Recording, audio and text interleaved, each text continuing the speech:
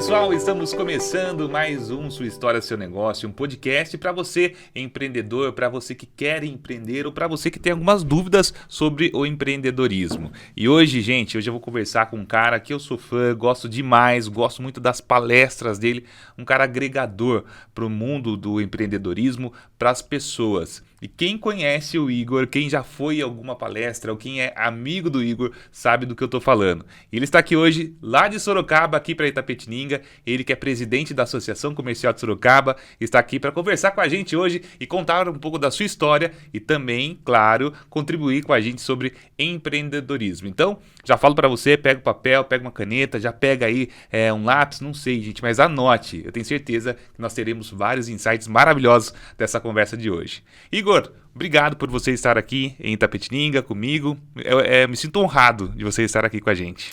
Que isso, Bruno. Eu que agradeço o convite. Vim passar um friozinho junto com você aqui, rapaz. Tá frio aqui. Caiu um pouquinho a temperatura, mas vamos lá aquecer o coração desse empreendedor que sofre sozinho muitas vezes. Eu sempre falo, né, lá na associação, para os nossos associados, eu sei que nem a sua família compra de você muitas vezes, nem a sua família acredita no teu trabalho, seus amigos muitas vezes dão risada do fato de você ter decidido empreender, mas eu vi uma frase do Vitor Damasio, um cara que eu aprendi a admirar, um cara que eu trouxe para Sorocaba recentemente, ele falou assim, ninguém que riu de você está melhor do que você. Então, uma honra estar aqui e vamos lá, vamos tirar a dúvida dessa galera que está com vontade de empreender ou está com alguma dor naquele momento. Então, com certeza, eu acho que eu posso dar a minha contribuição depois de alguns anos de estrada nesse mundo fantástico que eu sou fascinado, que é o mundo do empreendedorismo. Legal. Também quero agradecer a sua esposa, Laura, que está aqui junto com a gente. Muito obrigado por estar nos visitando. Igor, mas antes da gente começar a falar do empreendedorismo, queria falar um pouco sobre o Igor, saber quem é o Igor, de onde veio o Igor, de onde nasceu o Igor. O Igor é um menino muito inquieto, que não gostava de seguir a boiada. Ele nasceu lá em Registro, não sei se você já ouviu falar, lá Sim. No Vale do Ribeira. E as pessoas me perguntam, né? Bom, mas o que você veio fazer em Sorocaba? Cara, eu sabia que a minha cidade era muito limitada do ponto de vista de crescimento, do ponto de vista de desenvolvimento, pessoal principalmente, né? Uma cidade bem pequena. E todo mundo de Registro ia para Curitiba, que é a rota mais comum, né? Então, o sonho do registrense era visitar Curitiba, então as excursões de escola eram para Curitiba, então a gente pirava em Curitiba na época, né? Mas daí eu falei, mas eu vou para Curitiba, só vou encontrar registrense lá, então eu vou para um lugar que a galera não tá indo. E aí tinha um grande amigo que estava em Sorocaba, já tinha vindo para Sorocaba lá de Registro, e aí, falei para ele, Rogerinho, como que é a vida aí? Cara, vem que você não vai se arrepender. Vim um dia para visitar, me apaixonei pela cidade. E aí prestei um vestibular na época, na Faculdade de Direito de Sorocaba, FAD. Passei em 5º lugar naquele vestibular. E foi uma decisão muito importante na minha vida. Primeiro, porque eu passei foi uma faculdade muito boa, né? A Faculdade de Direito de Sorocaba, muito reconhecida. Mas foi o vestibular que eu encontrei que não tinha química, física, biologia, que eu odiava. Então, eu tive a oportunidade de fazer uma faculdade boa, sem precisar estudar coisas que eu não gosto, né? Então, hoje eu fico revoltado quando eu vejo nossos filhos estudando coisas que eu sei que não vai usar nunca na vida. Então, em vez de ele ter inteligência emocional, educação financeira, vendas na escola, não. Ele tem que saber, né? Os relevos, as planícies e as montanhas. E a gente já sabe que não é aquela a praia dele, né? Então, fui um menino que não queria nada comum, sabe? Queria fazer a coisa diferente mesmo. Então, desde cedo, eu já tinha essa veia empreendedora lá na minha cidade. Tanto que o meu colegial já foi um colegial técnico em administração, porque eu queria ter alguma coisa, ter um negócio. O mundo acabou me levando para o mercado financeiro, fui bancário lá em Registro. Comecei como estagiário da Caixa Econômica Federal. Depois, como eu vim da Fundação Bradesco, era aluno da Fundação Bradesco, e os alunos que se destacavam, eles tinham vaga garantida no banco. Era só o gerente gostar da cara deles. Então, eu entrei no banco muito cedo, no Bradesco, com 17 anos. Foi uma baita escola. E, cara, de lá para cá, continuei no mercado financeiro. Fiquei 12 anos no Bradesco, depois entrei no HSBC, fiquei mais 1 ano e meio. Mas a minha jornada no mercado financeiro já estava se esgotando. E aí fui para o Santander, fiquei mais 6 meses. Eu já estava cansado do banco. Falei, pô, deixa eu mudar a vida das empresas, porque trabalhando no banco eu percebi um buraco na área financeira das empresas. Eu entrava em contato com as empresas para oferecer um crédito e eu precisava de informações financeiras atualizadas, as empresas não tinham. Não dá para você vir aqui me ajudar a fazer, né? Porque eu não tenho essas informações que você está me pedindo. No máximo, quando a empresa tinha, era um faturamento, uma declaração de faturamento, mas ainda assim não era um número real, né? Nunca batia com a contabilidade, enfim. E aí percebi aquele buraco no mercado e decidi empreender nessa área. Pedi a conta 30 de junho de 2013 e 17 de julho meu CNPJ estava aberto, e daí não parei mais, cara. E hoje empreendo em várias áreas e sou viciado, apaixonado pelo empreendedorismo. Sou pai também, tenho 4 filhos e uma escadinha, Telzinho de 6 anos, o Eric de 9, a Lara, o Enzo de 10 e a Lara de 14. E um privilégio de ter um filho autista, que é o Eriquinho, de 9 anos, que é meu mestre, meu mentor. Então, agradecer também a presença da minha esposa, minha maior fã, está sempre comigo. E é isso, esse é um pouquinho da minha história. Perdi meus pais muito cedo, precisei tocar a vida bem cedo. Eu perdi meus pais com 24 anos de idade e os dois faleceram com 51. Então, perdi meus pais muito cedo, muito novos, não consegui usufruir tanto, né, da presença deles, porque enquanto o meu pai estava trabalhando, eu estava me matando de estudar. Enfim, então hoje eu busco trazer também com a minha atividade a consciência para o empresário que ele precisa sair da operação, ele precisa estar mais livre para ele curtir o que não tem preço nessa vida, o intangível. Então, todos os dias eu falo para o meu time, a gente atende hoje aproximadamente 150 empresas familiares, cuidando da saúde financeira, e eu falo todos os dias para o meu time, nós entregamos uma consultoria financeira de brinde, no pacote. A tua principal missão é fazer a empresa andar sem a presença do dono, porque esse dono ele precisa ter liberdade, ele precisa sair da operação para ele ter liberdade, para ele conseguir buscar um filho na escola, para ele conseguir assistir as apresentações do filho, para ele conseguir ir numa reunião de escola do filho, para ele poder, sexta-feira à tarde, não querer trabalhar para curtir sua família, enfim. Então, é isso que eu luto todos os dias, enquanto eu tiver fôlego, enquanto eu tiver saúde para isso. É isso aí. Igor, só com essa sua fala, poderia fazer 3 podcasts separados em 3 temas, que é bastante coisa interessante.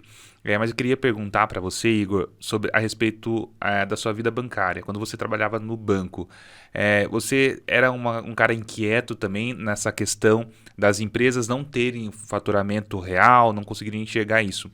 Você já se via como empreendedor ali, então, sem saber, de repente, né, naquela fase, sobre o empreendedorismo em si. Mas qual foi o momento que você sentiu que você tinha que sair? E por que você sentiu que tinha que sair? Paz, esse momento foi bem interessante. Foram alguns momentos, né? Eu já vinha num declínio emocional, porque o banco te suga demais. Então, foi uma escola para mim, mas é um preço alto que você paga por essa escola, emocionalmente falando. A pressão muito grande, metas absurdas, enfim. Cara, o momento de decisão, tá? Foi quando eu percebi que ali eu não ia conseguir ajudar de verdade as empresas. Eu já não estava conseguindo ajudar porque eu estava indo para a empresa para vender um seguro, para vender uma capitalização, para vender um consórcio. Eu estava indo desesperado para vender alguma coisa, porque eu tinha que bater uma meta. Eu não estava preocupado se aquela empresa estava precisando de um crédito sadio para o crescimento. Eu tinha que fazer alguma operação de crédito para uma empresa que às vezes nem precisava de crédito, porque junto com aquela operação de crédito eu conseguia embutir um seguro. Cara, era um negócio de louco, né? Então, eu comecei a passar mal, eu comecei a ficar mal mesmo. E aí teve alguns episódios interessantes que me fizeram começar a pensar em sair de verdade. Uma vez eu liguei para uma empresa e essa empresa ela estava com faturamento na ordem de R$ 300 mil por mês, mais ou menos, no sistema do banco. E eu liguei falando para o empresário, eu tenho um crédito aqui para você, mas eu preciso de informações atualizadas. Pô, você pode vir aqui me fazer uma visita, a gente conversa sobre isso, que eu estou atrapalhado aqui e tal. Uhum. Eu falei, tá bom, eu vou. Cara, era um box dentro do mercado municipal de Sorocaba. Eu fiz umas contas por cima ali, puta, eu não faturava R$ 300 mil nem em sonho. E aí eu cheguei pro dono da empresa, falei, olha, eu vim aqui, né, te visitar, entender, pegar algumas informações. Ó, o computador tá aberto ali. Eu falei, mas como assim? Não, tá aberto, é só você fazer lá o faturamento e eu assino, aí você leva. Eu falei, mas como assim fazer o faturamento? Não, o gerente que estava no teu lugar fazia isso. Eu falei, mas então, eu tenho uma declaração aqui anterior, 300 mil, 350 mil de faturamento. Não, imagina, isso aí é o que ele fazia para o banco aprovar os créditos para mim. Quanto você acha que você fatura? Sei lá, uns 60, 80 mil reais por mês. Mas a empresa não tinha uma informação, cara. Não tinha o faturamento, não tinha o custo. Sabe aquele empreendedor vivendo na raça, mesmo comprando e vendendo, e ele compra por 10, vende, ele compra por 8, vende por 10, aqueles dois ele faz um milagre, mas ele não tem controle nenhum, cara. Esse foi um caso. Outro caso, eu fui visitar uma empresa para pegar assinatura num contrato de renegociação de dívida. Quando eu cheguei lá, puta empresa linda, cara. Organizada. Eu falei, meu, o que eu tô fazendo aqui pra dona, né? O que eu tô fazendo aqui com esse contrato de renegociação de dívida e não tô trazendo um crédito novo pro teu crescimento? Ela falou, por culpa de vocês mesmo. Eu falei, mas como assim culpa nossa? Porque quando eu chamei o gerente do banco aqui, eu precisava de uma operação de antecipação de recebíveis. Eu tinha vários boletos que eu precisava antecipar só para cobrir um problema pontual de desencaixe que eu tive. E o gerente falou para mim que ele só tinha um capital de giro disponível para mim. E como eu não tinha alternativa naquele momento, eu peguei aquele capital de giro e a taxa era incompatível com o que eu podia pagar. E aquele capital de giro me fez me enrolar de um jeito que é por isso que você está pegando a assinatura de um contrato de negociação. Cara, eu falei, porra, será que isso é verdade? Daí eu lembrei quais as metas que eu tinha. Eu não tinha meta de antecipação de recebíveis, porque esse era um produto muito ruim do banco. Então, eu só tinha meta de capital de giro. Então, aquele gerente, ele não ofereceu um crédito que a empresa precisava. Ele ofereceu um crédito para bater a meta dele. Cara, naquele momento eu falei, poxa vida, eu não posso permitir também que isso aconteça. Tanto, Bruno, que quando eu comecei a Fest lá atrás, os clientes que eu ia eram os clientes que eu sabia que o banco estava prejudicando eles, para eu pelo menos conseguir readequar, levar ele para outro banco ou organizar, porque eu tinha o conhecimento de fora e eu sabia até onde o gerente do banco podia ir. Então, os meus primeiros clientes foram clientes que eram altamente dependentes de banco e eu usava o conhecimento que eu tinha para readequar a vida financeira dele, porque eu sabia que ele tinha sido prejudicado pelo banco. Tá? Uhum. Teve um cliente, eu nunca me esqueço, o cara faturava uns 250 mil reais por mês, o cara tinha 20 cotas de consórcio, cara. Porque cada vez que ele, desorganizado, pedia 10 mil reais pro banco, vinha um produto junto. O cara faturava 250 pau por mês, sei lá, pagava uns 20 mil reais de prestação de consórcio por mês, que cada vez que ele precisava de uma grana, tinha a contrapartida que o gerente pedia. Tá? Caramba, ô Igor, você contando isso, dá pra entender que você é um cara inconformado, né? Dá pra ver que você é inconformado com essas situações dessas pessoas. E isso fez você explodir pro empreendedorismo e bater no peito e falar, eu vou encarar essa, mas não só para ganhar dinheiro, mas sim para ajudar as pessoas. E essa é uma veia do empreendedor, né, Igor? Cara, uma empresa hoje que ela não tem muito claro o problema que ela resolve e não está muito claro que ela só existe para servir alguém, ela está fora. Então, hoje um empresário que não entende que a atividade dele é para servir alguém, desde o posto de combustível, uma padaria, uma marcenaria, um podcast, é para servir as pessoas. A minha empresa, ela existe para servir as pessoas. Então, se você não... E o dinheiro é consequência, cara, entendeu? Então, todo mundo precisa ganhar dinheiro, deve ganhar dinheiro, tem que ter lucro a tua empresa, senão monta uma ONG, mas ela tem que estar muito claro qual o problema que você resolve. Se você não responder isso em uma frase, você tem um problema. E se você não entendeu que a sua empresa existe para servir outras pessoas, para servir outras empresas, você está fora do jogo. Igor, qual foi seu maior medo sair do banco? Porque você, como um gerente no banco, você tinha o seu salário, CLT bonitinho, certinho, 13º, férias. Qual foi seu maior medo de sair do banco? Maior medo é só saber fazer aquilo. Porque o banco faz uma lavagem cerebral em você, que você não vai ter vida fora. Quando eu fui pedir a conta, isso era em 2013, eu tinha um salário de R$12.000. E era um baita salário para a época já, né? Considerando uma inflação, hoje esse salário era uns 25 tranquilamente, né? Então eu tinha um baita salário na época. E o medo foi que o banco não prepara você para a rua depois. Ele não prepara você para a vida. É muito comum hoje, bancários, eu tenho muitos alunos bancários, né? E é muito comum o bancário, ele sai, cara, do banco e ele fala, nossa senhora, eu não mexi com o Excel no banco, que o sistema era próprio do banco. O e-mail era do banco. Eu não usava PowerPoint, que eu não tinha que fazer apresentação para ninguém. Aí o cara, de repente, se vê num mundo totalmente diferente. Que ele não vai ter mais a tela preta do banco, a gente brincava, né? Não vai ter mais a tela preta, não vai ter o sistema do banco mais. Então... o maior medo foi eu entender que as habilidades que eu tinha seriam úteis para o mercado. Então, cara, quando eu saí do Bradesco para o HSBC, já foi um parto. Porque eu achei que não ia ter vida fora do Bradesco, mas depois eu vi que tinha vida fora. Opa, já dá para arriscar ir para o Santander. E fui com saltos de 40% a 50% de salário a mais. Então, eu falei, vou fazer um pé de meia aqui, porque depois... Mas, rapaz, você acaba não fazendo nenhum pé de meia, porque o que você ganha precisa sustentar o status que você precisa viver. Então, hoje, a maioria dos bancários são endividadas hoje, porque ele tem que viver num status, né? Ele tem que estar sempre com os melhores ternos, com os melhores carros. Porque, imagina, você chega numa empresa, você é um bancário, aí você chega num Celta lá. Tá entendendo? Como que você vai levar prosperidade, levar alguma coisa? Não vai rolar, você está entendendo? Então, o bancário ele precisa sustentar aquela vida, né? Aquela vida que não é a vida dele de verdade. Tá entendendo? Então, meu maior medo era que as habilidades que eu tinha eram só úteis dentro do banco, cara. Eu não conseguia enxergar, pô, será que eu tenho valor para fazer alguma coisa que não seja o banco?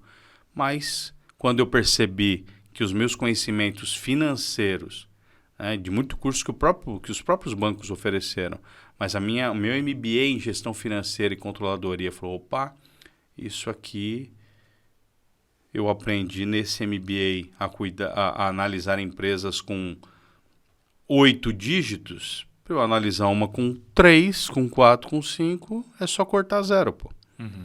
E eu pegava um balanço, uma DRE de uma empresa, uma multinacional, tinha 250 linhas, o de uma empresa pequena tem 30. Opa! Então eu comecei a entender que aquela habilidade era uma habilidade que podia ser útil no mercado da pequena empresa, que o dono é o mecânico que montou a empresa, é o cozinheiro que montou o restaurante, é a cabeleireira que montou o salão. Então, eles não estudaram finanças em nenhum momento. Quando estudaram, fizeram um curso no Sebrae. Então, eu falei, caramba, eu acho que isso aqui pode ser útil para as empresas. Eu preciso só fazer com que elas entendam que precisam disso. Então, esse é o meu desafio até hoje, né? Porque a maioria das empresas acredita que não dever para ninguém é sinônimo de saúde financeira, e não é. Sim. Igor, você citou sobre o Sebrae. O Sebrae é uma plataforma, ao meu ver, maravilhosa, que tem vários cursos gratuitos, cursos online, onde empreendedor, quem está começando, quem já está empreendendo há bom tempo, consegue encontrar ferramentas perfeitas para você gerir o seu negócio. E tem um livro também do Flávio Augusto, Ponto de Inflexão, não sei se você já viu esse livro, muito bom, que coloca muito bem isso aí que você falou, sobre esse ponto que você decide mudar, decide dar um passo a mais, onde você para e pensa. E a vida do empreendedor, do empresário, ao meu ver, ela é muito atrelada com a sua vida familiar, com a sua vida emocional. Antigamente a gente falava assim, da empresa para fora, não, da empresa para dentro, deixa os problemas da casa para fora e vice-versa. Hoje em dia não existe mais isso. A gente entende, pelo menos ao meu ver, que nós somos uma pessoa só. Como que é a vida familiar nesse caso, nesse momento que você estava vivendo? Como que estava a sua vida familiar? Rapaz, a vida familiar, ela sempre é um desafio pro empreendedor, né? E naquele momento, cara, eu estava no meu primeiro casamento, naquele momento, e agora eu estou no segundo e no último, né? E já falei para mim, se ela me largar, eu vou... eu não sei o que eu vou fazer, porque eu não quero mais essa experiência. Não existe essa possibilidade, na verdade, né? Eu não quero mais essa experiência, mas eu estava no meu primeiro casamento. E o desafio, né, de um empreendedor que naquele momento era casado com uma CLT, né? Então eu vejo isso muito acontecer, porque se não tiver uma sinergia muito grande, você vai acabar se perdendo realmente, né? E quando eu falo se perdendo na comunicação. Por quê? Porque um não entende o outro, entendeu? Então, a cabeça do empreendedor é uma cabeça totalmente diferente de tudo que você já viu. Quem é empreendedor está entendendo o que eu estou falando. O empreendedor, ele gosta de correr risco. O empreendedor, ele é um ser inquieto. Ele veio para mudar alguma coisa no mundo, entendeu? E a pessoa que está num concurso, é um concursado, uma CLT, não, ele busca mais estabilidade, que não existe, né? Mas ele entende que é mais seguro daquele jeito e está tudo bem, cara. Só que não tem jeito, né? No meu caso, começou a acontecer um conflito, né? E foi num momento bastante conturbado, porque eu decidi tomar essa decisão de sair do banco e eu tinha acabado de me casar. Então, o casamento foi em março e eu tomei a decisão de sair do banco em 30 de junho. Então, depois disso, posso dizer assim que foram desafios constantes. Não foi só isso que o caso que trouxe, né, o fim do relacionamento. Fica um recado aqui também importantíssimo para pais de filhos especiais, que se eles também não cuidarem do casamento e ficarem dando atenção só para o filho, não vai rolar. Então juntou, Bruno, uma série de fatores. Então a importância hoje, né, do empreendedor, ele entender que ele tem coisas mais importantes do que a empresa, que a família tem que vir em primeiro lugar. Então, isso é uma virada de chave importantíssima. E se a família também não te apoia, cara, esquece, não vai rolar também. Porque quando o teu companheiro não entende que um mês você vai ganhar, outro mês você não vai ganhar, outro mês você vai colocar dinheiro na empresa e não tem jeito, cara, aí a coisa fica difícil. Né? Duas coisas super importantes que você comentou, que eu acho bacana para as pessoas que estão ouvindo ou assistindo, é a questão da unidade, né? Não tem como dividir as coisas. Você ter alguém junto com você, uma parceira ou um marido, uma esposa, que consiga entender o que você está falando. Isso é muito importante na questão da unidade, essa comunicação, vocês falarem a mesma língua, traçarem o mesmo objetivo, isso é muito importante para a empresa. Então, a família com certeza vem antes da empresa e a gente precisa aprender isso, a gente precisa lutar com isso dia a dia, porque empreendedor é inquieto e quer fazer acontecer, mas a gente precisa entender que sozinho, dessa forma, não tem como. A gente precisa da família em primeiro lugar e é isso que você trouxe aqui pra gente agora, né? A importância da família. E mais um ponto que você citou, coisa que eu falo bastante, uma coisa que eu cito bastante, principalmente nas redes sociais, é a questão dos filhos. Não só o filho autista, mas qualquer filho. Né? Não pode se endeusar os filhos. Né? A gente tem que ter nossa parceira, a gente tem nossa companheira, né? No nosso caso, e são essas pessoas que eu vou ficar pro resto das nossas vidas. Né? Eu também sou de um segundo casamento, e último também, e a minha esposa vai ficar comigo pro resto da vida. E a gente tem que entender isso, que os filhos, eles são pra gente cuidar até um certo período, mas são nossos cuidados. São emprestados para nós por um tempo, né? Porque eles são do mundo, né? Eles são emprestados para nós por um tempo. E hoje uma regra muito bacana que nós temos, eu e a minha esposa, vamos falar da empresa em casa? Tudo bem, a gente respira. E hoje é minha sócia em tudo, né?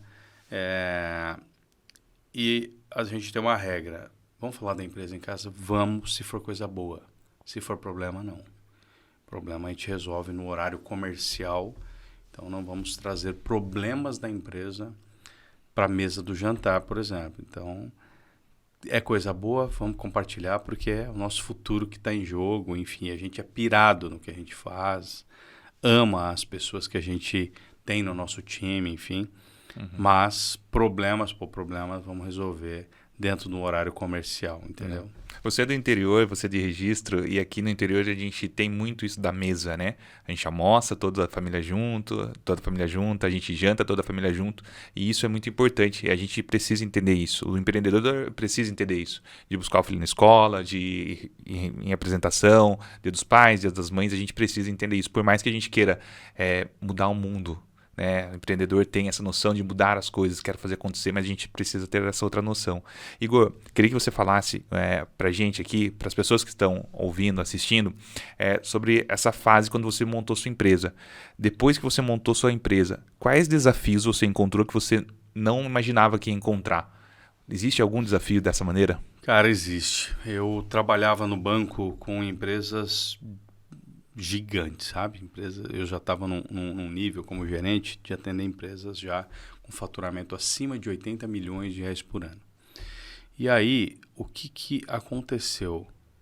Eu saí do banco e falei, poxa vida, isso que eu quero oferecer para o mercado, esse suporte financeiro, enfim, cara, se eu fechar 3 empresas desse nível das empresas que eu atendo hoje, eu já vou ganhar mais do que eu ganhava no banco.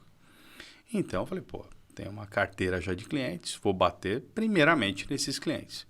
Pai do céu, primeiro cliente, Igor, a gente já passou dessa fase, rapaz. Se eu contrato você, eu tenho que mandar meu controller embora aqui, porque ele vai se sentir ameaçado e tal. Eu falei, faz sentido. Primeiro não, segundo não, terceiro não, quarto não, quinto não, cara. E no sexto, eu falei, nossa senhora, no sexto, eu lembro, naquele sexto não, eu saí, cara, fui direto para um bar tomar uma cerveja, falei, o que eu vou fazer? Ferrou, porque eu achei que era um baita de um produto que eu tinha para oferecer para o mercado.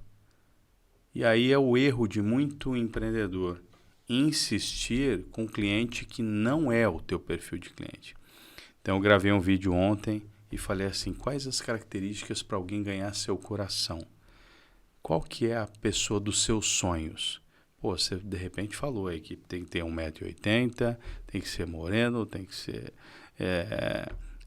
tem que sorrir bastante, tem que ser gente boa, tem que gostar de contar piada. Enfim, você não traçou aquele avatar, que é assim que a gente chama no mundo digital, né? Você não traçou aquele perfil. Então, por que você não faz isso com o teu cliente? Quem é o cliente que você é apaixonado por atender e que o teu produto ou serviço se encaixa perfeitamente para ele? Eu não fiz isso, né? Eu não me atentei a esse detalhe e eu me vi ali perdido naquele momento. Daí eu falei, nossa, vamos lá. O que eu estou oferecendo para o mercado? Daí eu falei, poxa, eu estou oferecendo uma consultoria financeira. Não, eu estou oferecendo educação. Beleza. Quem nesse momento precisa de educação? Quem não tem acesso a essa educação. Uma empresa multinacional já tem grana para pagar um controller de 20 pau, então não precisa mais mesmo disso. Beleza, então se eu ofereço educação, eu preciso encontrar pessoas que pagam por essa educação e não têm acesso a essa educação. Só que o que eu ofereço, o empresário ainda não sabe que precisa. Onde estão empresários que ainda não sabem o que precisam? Eles estão buscando informação e se capacitando para isso. Onde estão empresários que precisam de educação financeira, não tiveram essa educação por onde passaram, estão abertos a isso, estão buscando informação? Aí veio o Sebrae na minha mente imediatamente. Então, no Sebrae, Fiz um cadastro no Sebrae e comecei a quase dormir no Sebrae, cara. Eu ia lá no Sebrae e ficava o dia inteiro no Sebrae. O que tem de curso? Aqui tem curso de fluxo de caixa, tem curso de marketing digital, tem curso disso, curso daquilo. Cara, eu passava a semana, o mês praticamente no Sebrae. Então, sou muito grato ao Sebrae. O Sebrae tem um papel fundamental na vida de qualquer empresário, de qualquer empreendedor, principalmente para quem está começando. Uhum. E lá no Sebrae, eu tive um grande mentor, que foi o Carlão, que ele é hoje, não sei onde ele está, se é Ribeirão Preto, Osasco, ele estava em Osasco a última vez, São Paulo, enfim. E o Carlão falou, cara, você tem que fazer um Empretec. E aí, lá naquele networking, eu já comecei a conhecer empresários, e quando eu fiz o Empretec, eu encontrei não só o conhecimento que eu precisava, a virada de chave para desligar da CLT e começar a empreender de verdade, mas eu saí do Empretec com 5 clientes já. Então, eu identifiquei quem precisava do que eu tinha para oferecer e ele estava ali. E quem era? O pequeno empresário que não tinha acesso às informações, ao conhecimento e à educação que eu podia trazer para ele. Cara, e daí para frente, graças a Deus. Mas o maior desafio foi descobrir que aquele cliente que eu achava que precisava de mim, assim como tem muita gente hoje que vai empreender e fala assim, o cara faz uma lista, esse aqui pode ser meu cliente, esse aqui pode ser meu cliente. Rasga essa lista, que nenhum desses vai ser seu cliente. Principalmente se você colocou família e amigos nessa lista. Fala um pouco para mim hoje da empresa que você tem, da Fest. Me conta aí como nasceu, o que você oferece hoje na Fest. Legal, então a Fest ela começou cuidando da saúde financeira dessas empresas. E a gente começou a se consolidar como uma empresa de educação financeira para empresas familiares. Educação financeira não vende, então o nome comercial para isso é consultoria financeira.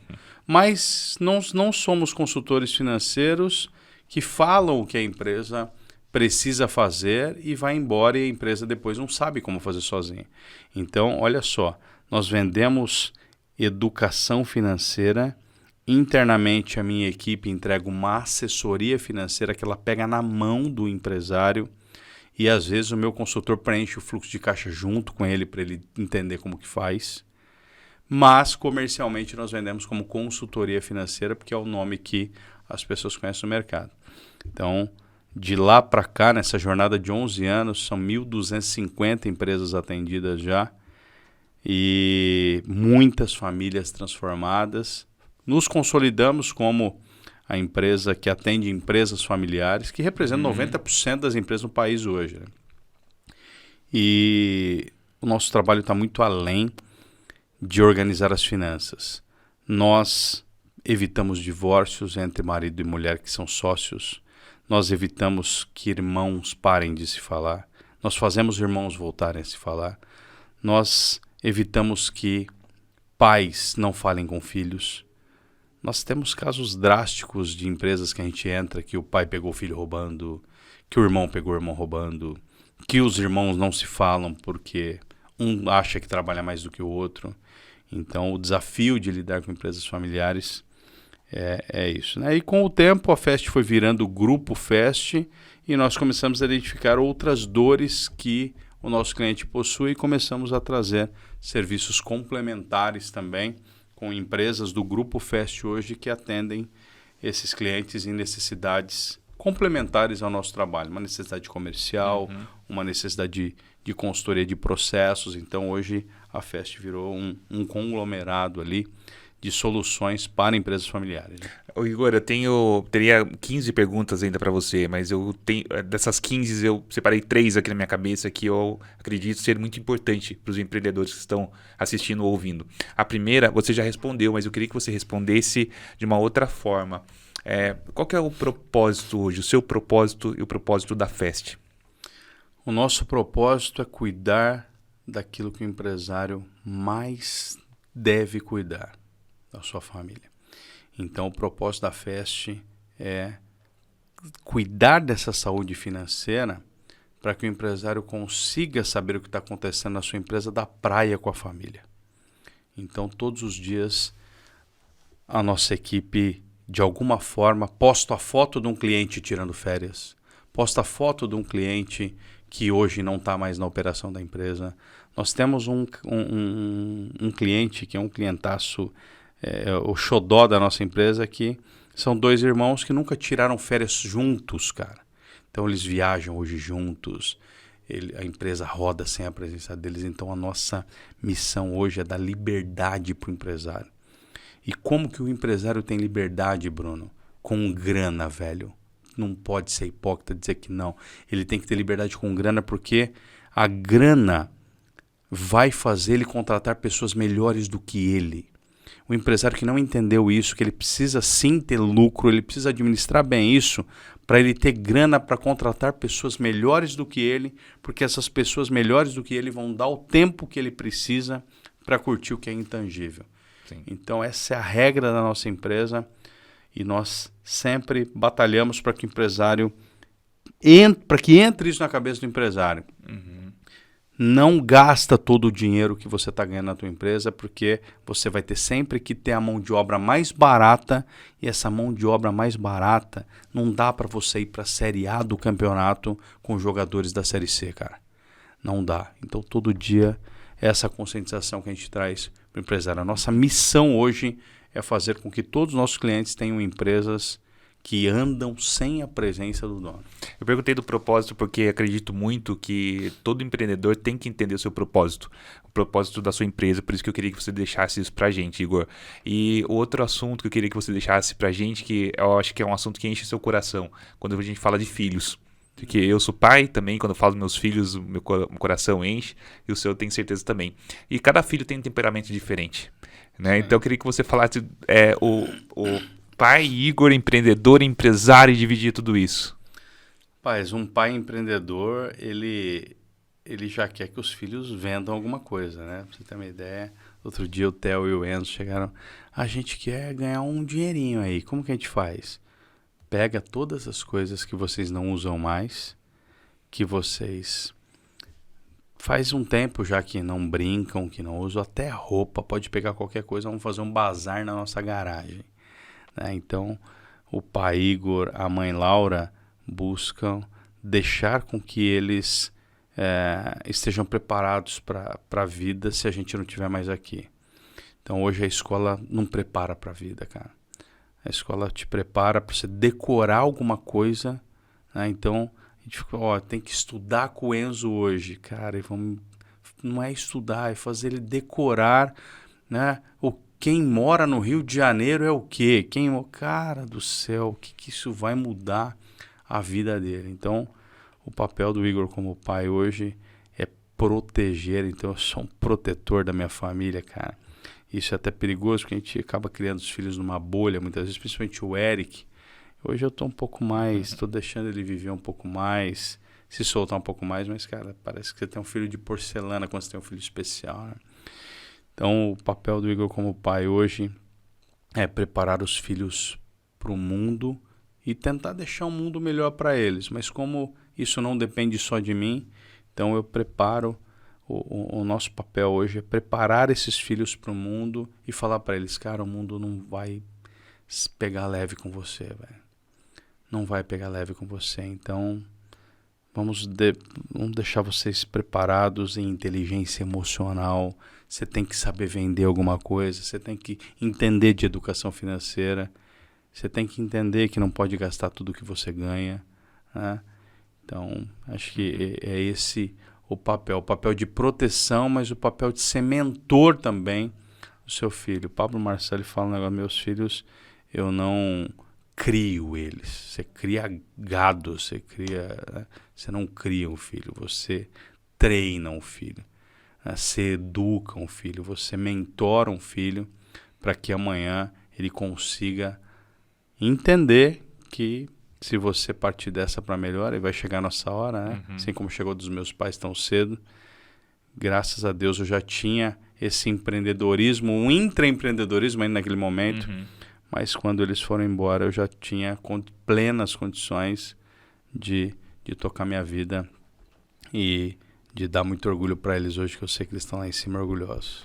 Eu perguntei isso porque acredito que a nossa família, nossos filhos, são a primeira empresa, não se tratando de dinheiro, mas o primeiro local onde a gente gerencia algo, onde a gente começa a entender as pessoas e ter empatia pelas pessoas também, é dentro de casa, não é fora.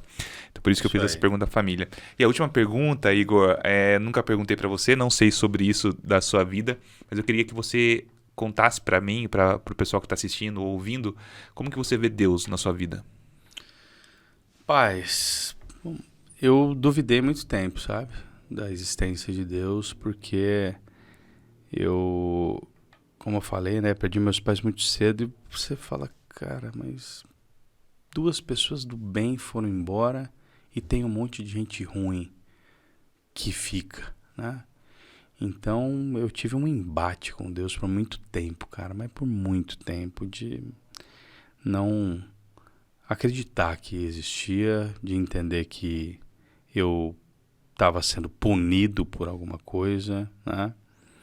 E eu tive 2 berços importantes. Tive um berço católico por parte do meu pai, muito forte. Um berço espírita por parte da minha mãe, muito forte. E uma coisa eu sempre tive certeza, que não acaba aqui a nossa jornada, né? Mas por muito tempo eu não entendi que Deus fazia parte de tudo isso, cara. Não entendi que Ele fazia parte da minha vida. Eu entendi assim, que Ele deu o recado pra mim: se vira, moleque. Se vira, porque o mundo não tá nem aí pra você. A vida é dura mesmo. Seus pais foram embora mais cedo. Se vira. Minha relação com Deus foi muito distante por muito tempo.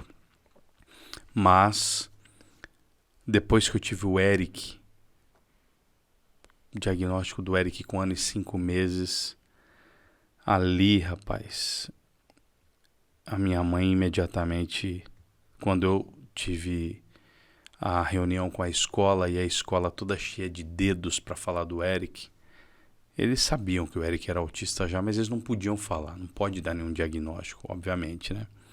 Mas deu a entender um monte de coisa que eu não sabia do que se tratava. Eu saí revoltado da escola. E aí, naquele momento, a minha mãezinha veio no meu ouvido, né, e falou assim: filho, se prepara que ele é autista. E você não tem só uma missão com ele. Você tem uma missão de ajudar outros pais que vão te procurar sem saber o que fazer.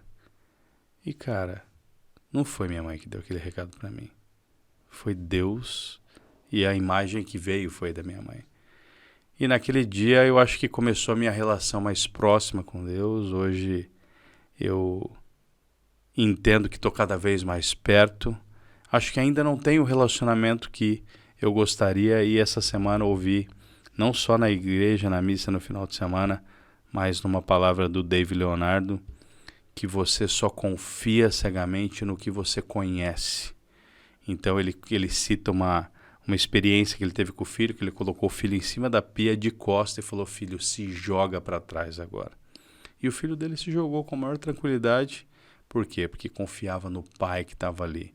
Então você só consegue se jogar de verdade quando você conhece e você confia.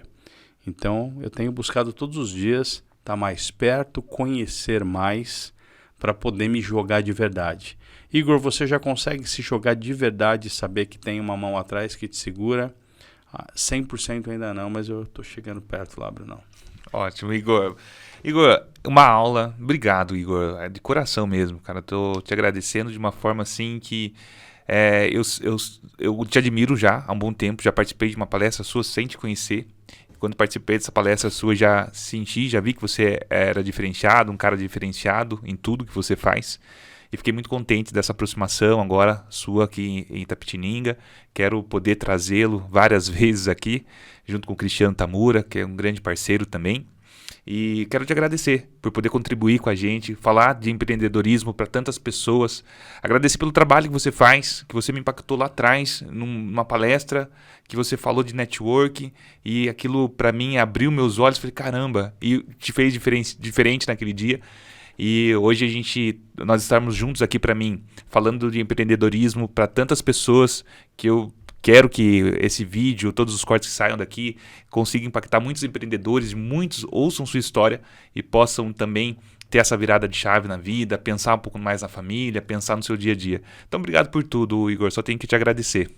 Que isso, Bruno. Poxa, foi uma honra, tá? Então, foi um papo muito leve, muito bacana. Você é uma pessoa muito leve, né, cara? Você é uma pessoa muito agradável de estar perto. Então, quero estar mais perto também, porque eu sempre falo todo dia para minha esposa, quem que a gente vai tirar da nossa vida essa semana e quem que a gente vai colocar.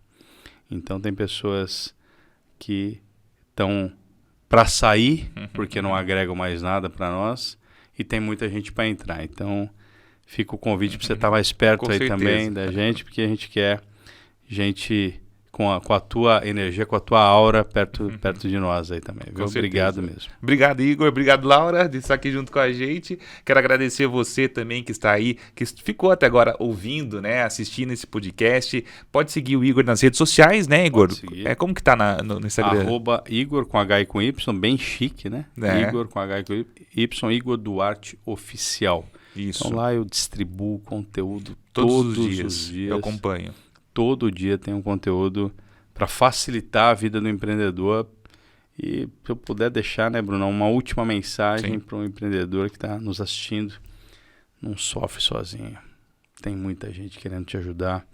E, Brunão, eu tive entre 2018 e 2020, tive uma depressão muito profunda, resultado de uma mochila que eu sempre tentei carregar sozinho. E uma hora essa mochila despencou. E aí a minha psicóloga, um anjo de Deus da minha vida, a Sônia, ela falou assim: eu acho que não dá pra gente seguir mais aqui. Eu falei: mas o que aconteceu agora que eu tô mais precisando de ajuda? Só que você ainda não decidiu pedir ajuda para todas as pessoas que podem te ajudar. Então eu sozinho não vou conseguir. Você precisa querer primeiro. Quando que você vai parar de querer salvar o mundo e agora deixar pessoas que querem te ajudar? Cara, ali foi um soco no meu estômago, mas hoje eu falo para todos os empresários, empreendedores que eu tenho a oportunidade de conviver: tá doendo, pede ajuda, não sofre sozinho, porque quando você sofre sozinho, tudo é mais difícil, cara, tudo é mais difícil. Então, pegue esse podcast, consuma o conteúdo que você entender que deve ser consumido, cuidado com a obesidade mental só, aplica o que você consumir, mas não pare de estudar 1 minuto e peça ajuda naquilo que você não é bom, para você ter tempo para potencializar o que você é bom. Graças a Deus eu entendi isso muito rápido, descobri onde eu sou bom de verdade dentro da minha empresa, e tudo que eu não sou bom tem gente melhor do que eu fazendo. Então, é isso. Exatamente. Obrigado, Igor, mais uma vez. Show. Você que está assistindo ou ouvindo, muito obrigado pela audiência. Segue a gente nas redes sociais aí, tá? Sempre tem conteúdo. Esqueci de falar da Fest. Tem Instagram da Fest?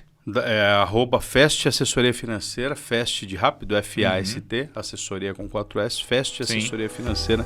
Tem bastante conteúdo bacana lá também. Legal. Gente, obrigado por tudo e até o próximo episódio. Tchau, tchau.